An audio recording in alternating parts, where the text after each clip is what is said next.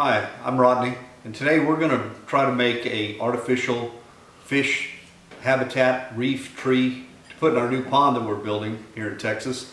And instead of buying something off of the internet and paying more, I decided to just go to the home improvement store, buy a few pieces of PVC and poly pipe, and see if I can't make it on my own and save some money on it. So after looking on the internet at several sites to look at fish pond structure or artificial structure for fish, I came up with the idea that I could probably do this myself pretty reasonably.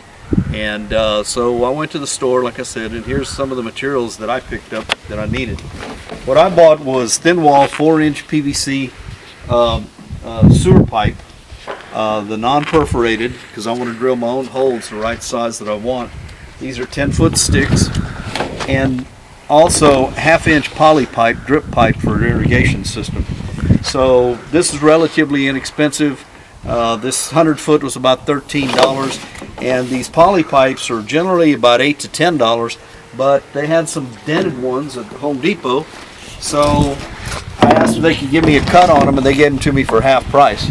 We'll maybe knock those out a little bit to make a difference, but other than that, we'll probably need a concrete block to put them in as a footing, and we'll get to that in a little while. I didn't need a lot of tools for this process. All I need really is a drill bit. In this case, I'm using a regular wood paddle bit, and I have to figure out what size that's going to be. A cutter for my tubing. This is just regular sprinkler tubing cutter. Tape measure, and I had to use a plier for a little bit of it. And then with my tubing, what I did was I took a piece of tubing and I sized it, tried to figure out the best size bit that I had that would fit it. And on this one, I'm using the 1/2-inch poly drip line pipe or riser pipe and a 5/8 paddle bit. It's a little bit tight, and I have to wallow it out a little bit. You can try different sizes, and it's going to depend what poly pipe you get to see what size the outside diameter. So you'll have to try that for a while to get it all sized right.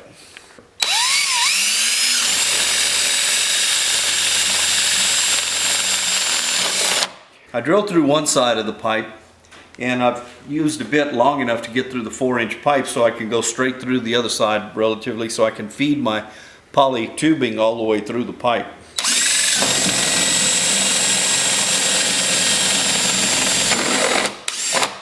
Then I'm going to measure out 5 foot of poly pipe, approximately. I'm not spending a lot of time getting exactly 5 foot, because the fish aren't going to notice the difference underwater.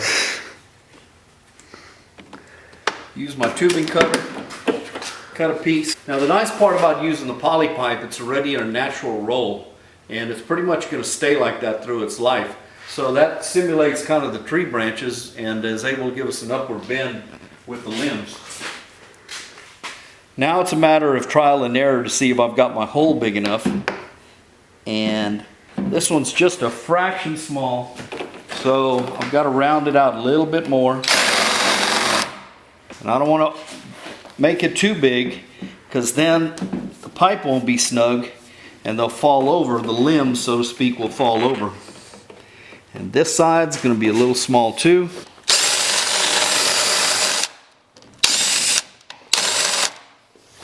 Make it a little bit bigger. And there it goes. Now I'm going to feed it through and even it out. As you can see, I've made several limbs already, as an example. And what I did was I started them in a spiral and started putting all these in as a spiral so that they don't affect the integrity of the strength of the tube, but they're pretty well clustered together, because you can't put them obviously straight across from each other, or you'll just saw your pipe in half. So that's how we're going to continue this all the way down, or as far as you want to go with this 10-foot pipe. I may put 2 different sections, an upper and a lower, and see how that works out. And then later on we'll get ready to put it in a concrete block to stabilize it and put it in the bottom of our pond.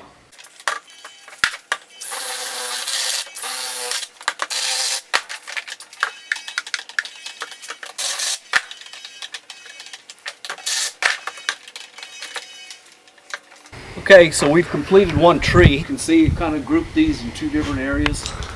These are about 5 foot long, and I pulled them through halfway.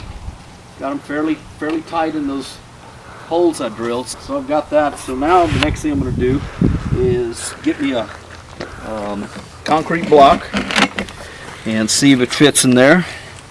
And it does, it holds up. So what I'm thinking of doing is putting 2 in each concrete block. And so I'll build another one like this to match it. And then I'll have to maybe pour some quickcrete in the bottom, some concrete in the bottom of it, and then get it so it doesn't knock over. I'll have to figure that out in a little while. As you notice, one of the things about these is that there's no place to catch. And one of the things you don't want to have is your lures or fishing hooks catching, so you can go through these things without catching them, losing bait and lures on this type of thing. So it should work out pretty good.